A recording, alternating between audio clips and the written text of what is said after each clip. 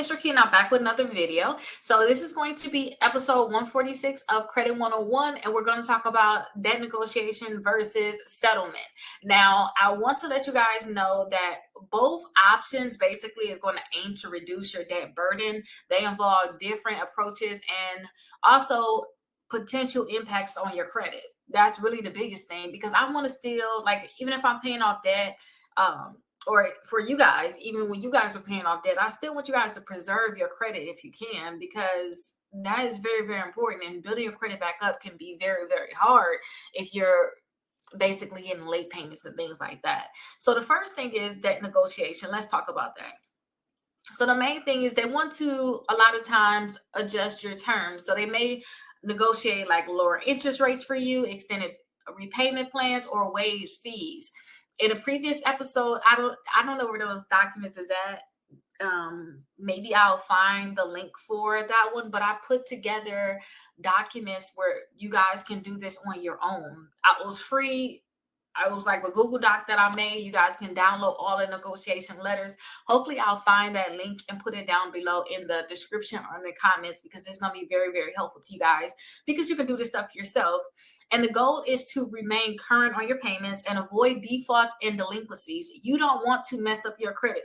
You moving forward, you want to just negotiate. Hey, can you waive some fees for me? Can you extend my payment periods? Things like this. Can we lower the interest rate? You want to keep all your accounts good. You don't want to mess up your account. Now, so the successful negotiations can improve your payment history, because you're not having late payments, you guys, which is good, and can improve your credit score over time also. Now, on the other hand, you have debt settlement. Now, with debt settlement, you can negotiate to pay a portion of your debt in a single lump sum, which the creditor agrees to accept as full payment. And that's usually what debt settlement is. And in the last episode, I told you all, for debt settlement, do not get high interest rate loans. Figure out what the company want as a settlement, and during the time you want to settle your debt, just put a certain amount of money into a separate account and keep filling it up. And then as it fills up, you can go ahead and settle with the next company, whoever it is. You can already call them ahead of time too and set up some type of lump sum settlement. But usually when you set it up, they're going to want that money right away. Like usually, like when I have settled debt in the past, they want the money right away. So say if you say, oh, I got a $2,000 debt, I'm gonna settle it for $600. They're like, okay, let's process payment today. Like, you know what I mean? Not know, oh, can I do this in 3 months, 4 months, a year? Usually they want their money right away. So keep that in mind. But if you do hear from them and they say, oh, we can do it for this, at least you can know what type of terms they'll be on, or how do they feel about certain things. If they settle with you saying $600 before, why won't they do it again, or maybe go up just a little bit? Kind of where they're at with their number, which is good. Now, often debts need to be in default. Usually, if you owe a credit card and you 60 days past due, a lot of times, like most times, I don't know, me personally, I never heard of anybody having a debt like that. And they're like, you know what, I'm just going to settle it out. Like, for instance, you got $2,000 debt and we paid $600 on it. Usually it needs to be in default. It's already charged off. And a lot of times too, it already went to the collection company, but that's not good for your credit, which is not good. So debt settlement can significantly impact your credit negatively, as it indicates you do not pay the full amount owed and you have a lot of late payments. Okay, so understand that if you have some time on your hands, which we all got time on our hands, and if you really have a lot of debt and it's really suffocating you, you all should get the debt settlement letters that I have and mail them out. Figure out which ones I have. I have a whole video on it. I just have to make sure I find it for you all too, so you can know which letter to use, how to fill it out. I made a whole video about that, but hopefully I'll find that video. I'll tag it, because that's going to be very, very helpful to you all. And I'll see you guys in the next episode, where we're going to go further into. Hey, welcome back to episode 147 of Credit 101. In this episode, we're going to talk about the FTC regulations for debt relief services. So for those people that's thinking about doing some type of debt relief service, please check this out and see if you guys have like different regulations, like in like your state, because you guys can have special ones for your state too. So see if they have any special like regulations before you consider a company.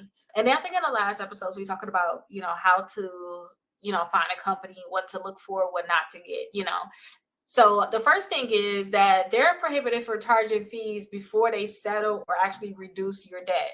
Now, I told you all before that I had a free, it was like a Google Doc that had like 10 different, or I think maybe even 15 different letters that you can use to reduce your own debt, and settles your own debt. So definitely check that out. But they are prohibited for charging upfront fees. And that Google Doc was totally free. So you really don't have to go with these companies. But if you decide to go with one, just know they cannot charge you any upfront fees. So payment is only required once the service has been successfully negotiated at a reduction in your debt.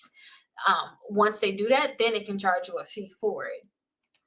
Now, the next thing is that they must provide specific information before you sign up for their services. So they got basically some disclosures they need to let you know, like how long it will take to see results, the total cost of the service, any potential negative consequences of using the service, such as sometimes your credit reporting will get messed up. So that's something that they need to let you know, like, hey, since you're not paying on this account anymore, you have a chance of them actually reporting late payments, which can drop your credit score. Just letting you know different things like that. Now, another regulations is that if a debt relief company requires you to set aside funds for settlement offers, these funds must be held in a dedicated account.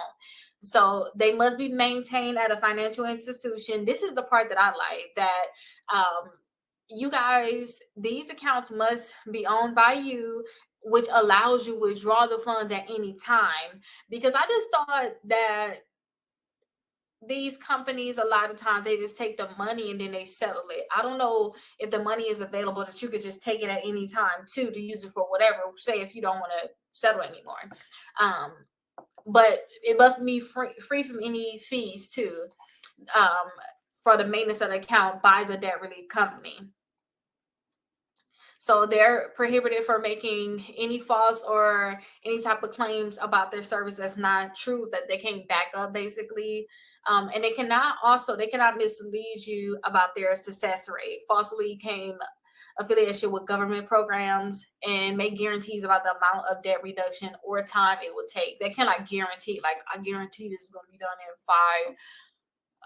5 months. They cannot guarantee it. They can always say, well, it could possibly take this long, but they cannot necessarily guarantee it. But this is basically the FTC requirement. So if you guys are thinking about getting any type of debt relief, then definitely check this out.